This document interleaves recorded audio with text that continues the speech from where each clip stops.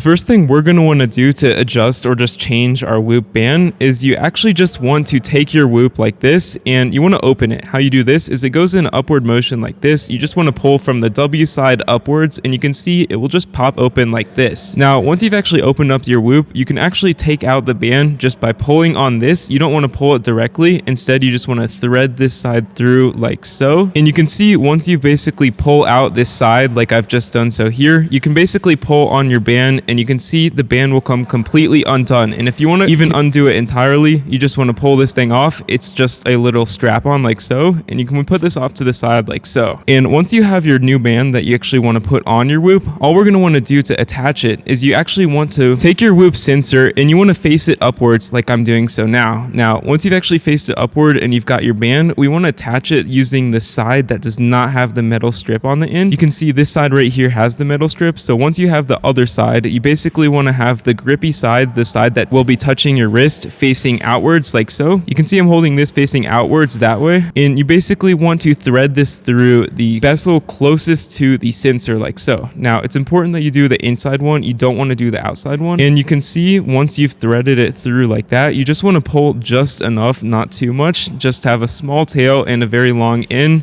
Depending on the tightness you want, we can adjust it later, but you just want to put this through, just fold it over and put it through the other end, which you can see is right there. And once you've actually done that, we can just pull it through like this, and we've just put our Whoop back on. And you can easily strap this on to this side and close it up just on your wrist like so. And that's all you need to do to put a new band on your Whoop. Works the same way for all of the customizable bands. And if you want to adjust it again, you can just undo this thing right here and just loosen or tighten the tail and close it up back on your wrist like so. Hope you found this helpful. Have a great day.